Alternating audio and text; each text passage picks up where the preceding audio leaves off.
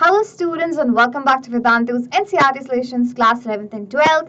आज हम डिस्कस कर रहे हैं क्लास 12th की केमिस्ट्री की NCERT का second chapter which is electrochemistry का क्वेश्चन नंबर 2.13.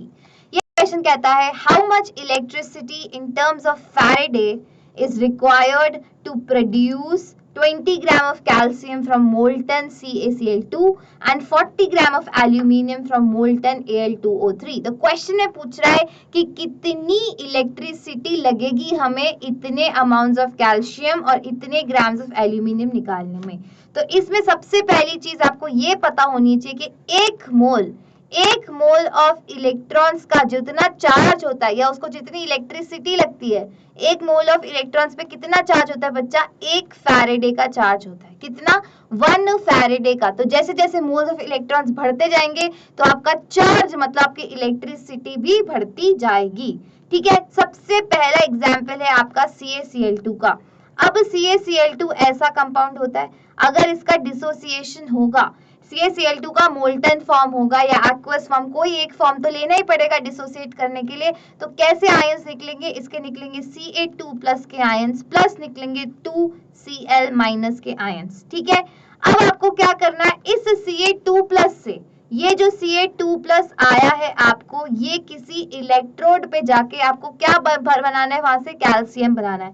Ca2+ से कैल्शियम बनाने के लिए अब देखो यहाँ पे Ca2+ ऑक्सीडेशन स्टेट में यहाँ पे 0, मतलब कि 2 इलेक्ट्रॉन्स इसने लिए तभी वो 0 ऑक्सीडेशन स्टेट में आया. करेक्ट. तो 2 इलेक्ट्रॉन्स की जरूरत होती है. इसका क्या मतलब है कि एक Ca एटम, इसका मतलब है कि मेरे को 1 Ca एटम बनाने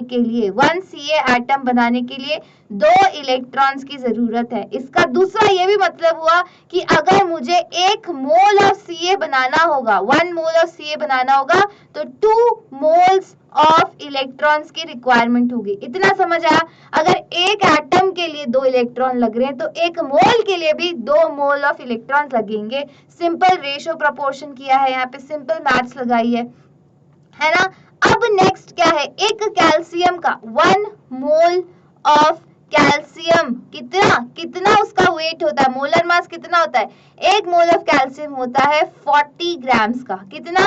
40 ग्राम्स का 1 मोल ऑफ कैल्शियम होता है. तो मुझे पता है कि 1 मोल के लिए 40 ग्राम्स के लिए मुझे पता चला कि 40 ग्राम्स के लिए मुझे 2 फैराडे की इलेक्ट्रिसिटी लगेगी. कितनी? 2 इलेक्ट्रॉन्स है ना, 2 मोल ऑफ इलेक्ट्रॉन्स के लिए कितनी इलेक्ट्रिसिटी लगेगी? 2 फैराडे की. सिंपल. तो 40 ग्राम्स के लिए मुझे 2 फैराडे की लगेगी, तो 20 ग्राम्स के लिए मुझे कितने की लगेगी? 2/40 into 20 which is equal to what? Which is equal to कितना आ जाएगा? 1 फैराडे लिख दूं यहाँ पे. 1 फैराडे आ गई. 1 फैराडे की इलेक्ट्रिसिटी. तो 1 फैराडे की इलेक्ट्रिसिटी लगेगी 20 ग्राम. क्या? तो therefore 1 Faraday required to form 20 gram of calcium. Simple. अब जो नेक्स्ट है वो है 40 ग्राम एल्यूमिनियम फ्रॉम Al2O3. दोबारा से रिएक्शन लिख देते हैं. रिएक्शन क्या होगी?